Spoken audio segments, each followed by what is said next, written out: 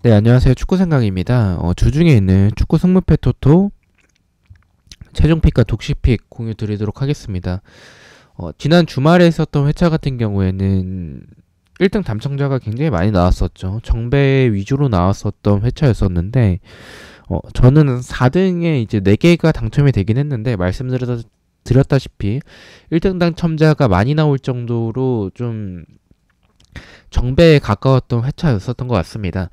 주중 경기들은 라리가와 이제 세리에가 들어왔는데 세리에가 워낙에 좀 오랜만에 들어오다 보니까 그리고 라리가도 그렇고 지금 시즌이 막바지에 거의 다 달았죠. 그래서 좀 순위 보면서 동기부여 쪽과 이제 뭐 투표율이라든지 아니면 경기력 위주로 좀 말씀을 간단하게 드리도록 하겠습니다.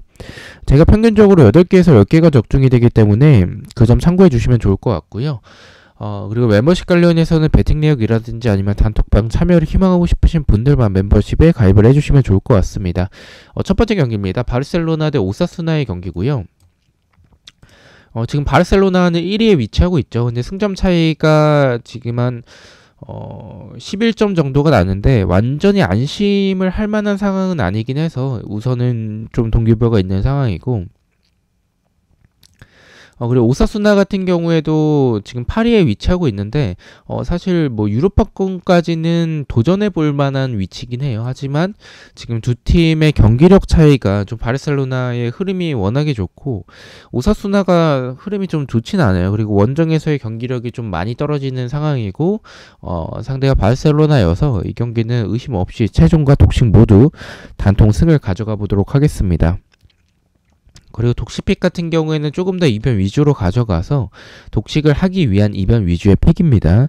두 번째 경기입니다. 알메리아 대 엘체의 경기고요. 엘체가 지난 경기 이제 승리를 했는데 승점이 지금 사실은 많이 차이가 납니다. 지금 엘체는 20위에 위치하고 있는 상황이고 사실 뭐 전경기 다 이기더라도 강등권을 탈출하기는 좀 어려워 보이긴 하고요.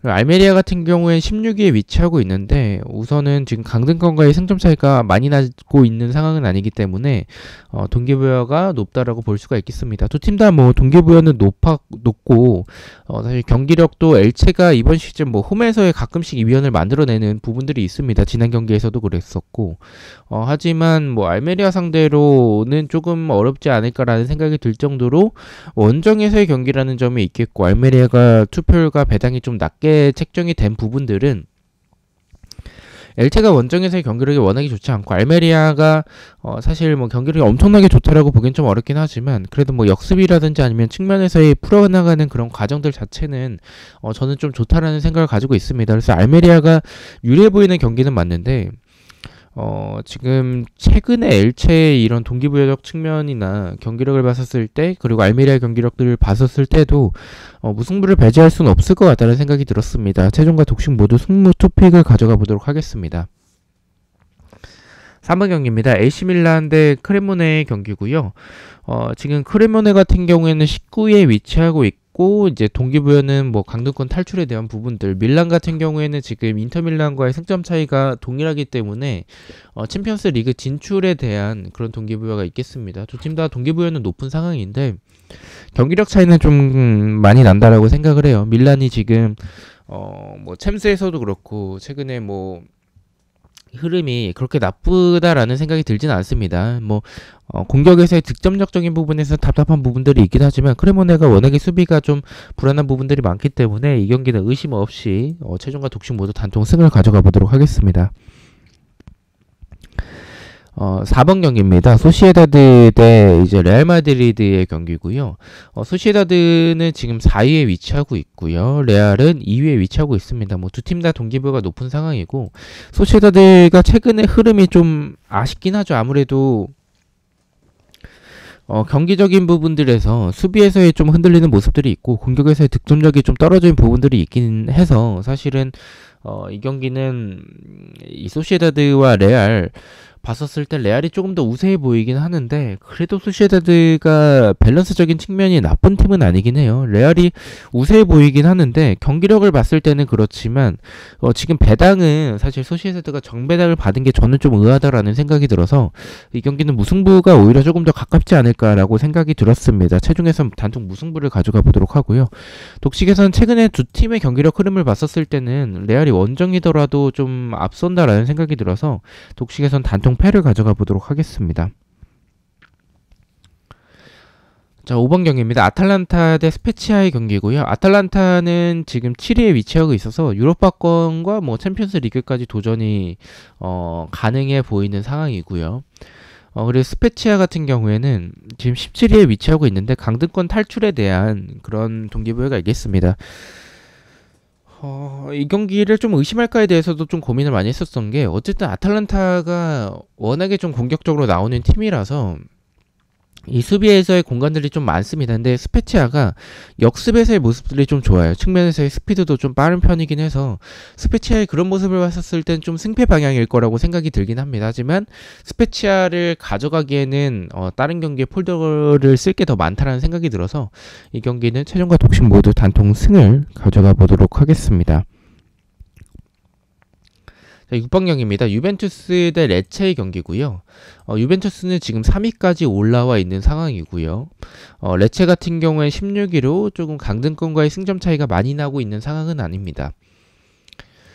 지금 아탈란타와 유벤투스 둘 중 한 팀은 좀 세리에 특성상 부러지지 않을까라는 생각이 들긴 하는데 저는 그렇다면 아탈란타보다는 유벤투스가 조금 더 가깝다라고 생각을 하고 있습니다. 유벤투스가 득점적인 부분에서 좀 너무 좀 아쉬운 부분들이 많다라는 생각이 들고 수비도 뭐 예전 유벤투스가 생각날 만큼의 그렇게 강한 모습은 좀 아니긴 합니다. 레체가 의외로 좀 경기력이 나쁘지 않은 편이긴 해서 무승부의 이변까지도 나올 수 있다는 생각이 들고 오히려 저는 이 경기는 조금 더 무승부에 좀 확률이 더 높지 않나라는 생각을 가지고 있습니다.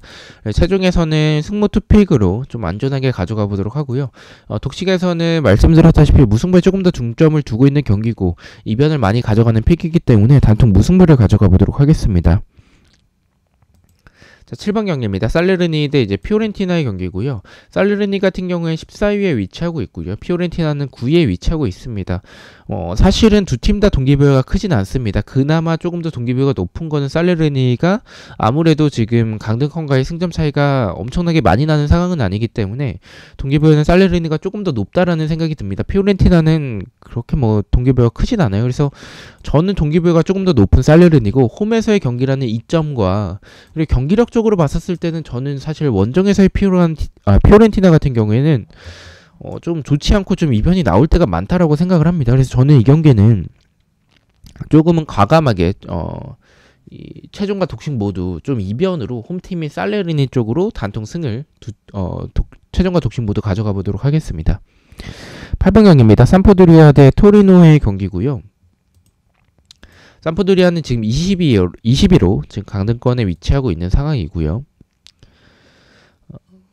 그리고 이제 토리노 같은 경우에 12위에 위치하고 있습니다. 토리노가 사실 시즌 초반에 좀 스타트는 굉장히 좋았었죠. 좀 강팀들 상대로도 좋은 모습들을 많이 보여줬었고 경기력도 굉장히 좀 공격에서의 모습들이 좋았었는데 지금 다시 또 예전의 토리노로 돌아온 지금의 모습을 보여주고 있습니다. 그만큼 경기력이 좀 많이 아쉽죠. 근데 뭐 삼프도리아에 비해서는 좋긴 한데 삼프도리아가 어쨌든 강등권에서의 탈출이 조금 어려워 보이긴 하지만 탈출하려고 노력할 가능성이 커요. 그래서 동기부여는 지금 토리노는 동기부여가 없기 때문에 삼프도리아가 좀 높다라고 생각을 하고 있습니다. 그래서 이 경기는 최종에서는 좀 지어볼 만한 가치가 있지 않을까. 원정에서의 토리노에게 60%대가 넘는 투표율, 게다가 동기부여가 없는 토리노, 그리고 최근에 경기력이 좀 아쉽고 상대팀인 삼프도리아는 동기부여가 높다면 저는 지어볼 만한 가치가 있다라고 생각을 하고 있습니다. 승무패로 좀 최종에선 지어보도록 하고요.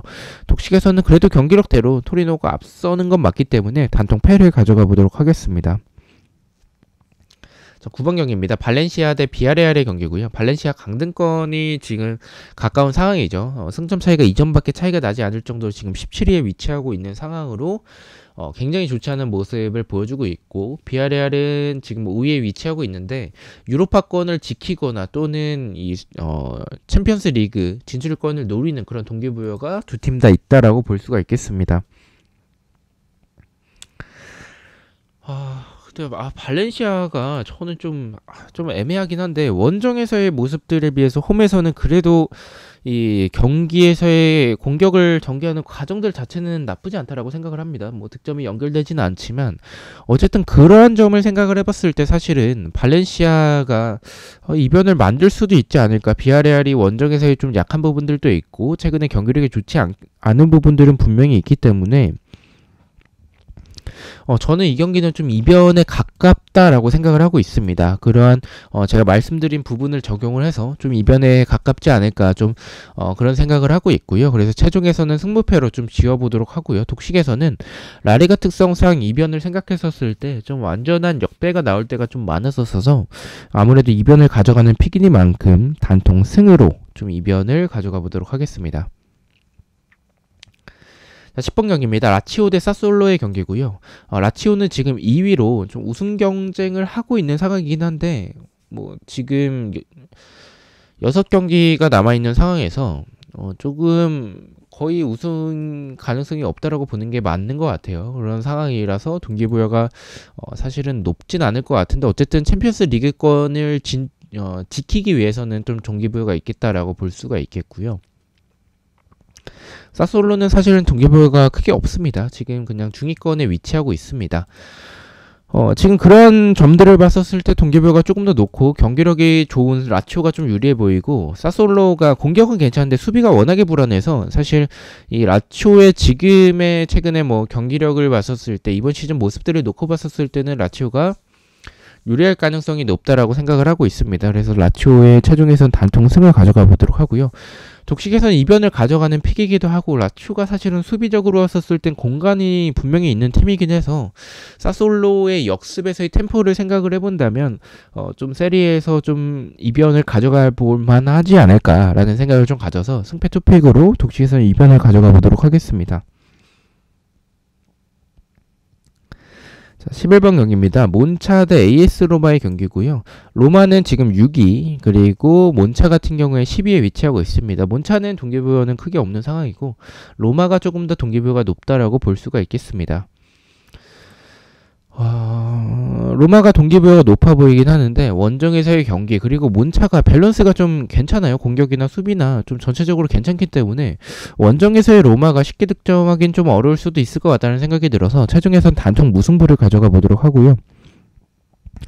독식에서는 패까지 받쳐서 무패 투픽을 가져가 보도록 하겠습니다.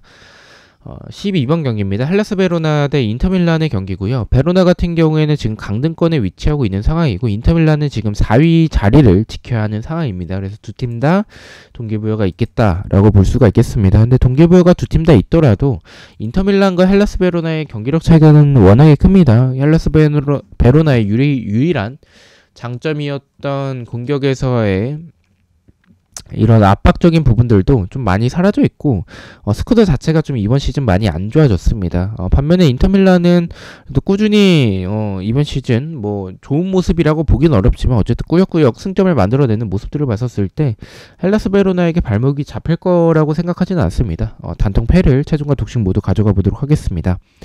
13번 경기입니다. 아틀레티코 대 이제 카디스의 경기고요.